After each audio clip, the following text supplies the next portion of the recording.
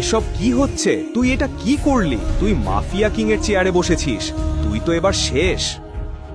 ওই বিশেষ চেয়ারটা ছিল মাফিয়া কিং গ্যাংয়ের লিডার আকরামের, আর ওই চেয়ারে আকরাম ছাড়া অন্য কারোর বসার অনুমতি ছিল না। কোন মায়ের বেটার এত সাহস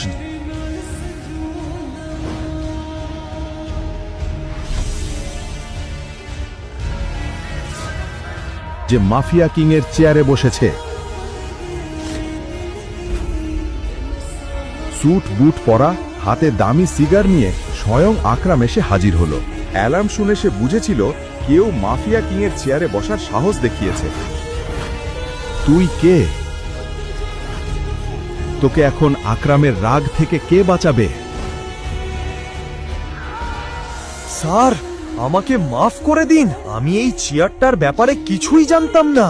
অভিনব যখন আকরামের সামনে ক্ষমা চাইছিল, তখন আকরামের চোখ আটকে গেল অভিনবের হাতের আংটায়। আংটিটার ওপর একটা বাঘ খোদাই করা ছিল।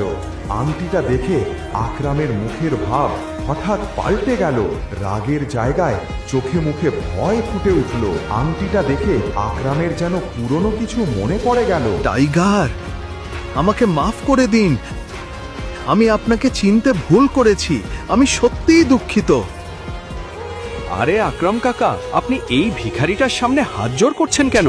তুই ওকে ভিখারি বললি? ছোট লোক কোথাকার। এই চেয়ার ওর, এই সাম্রাজ্য ওর। ওই আমাদের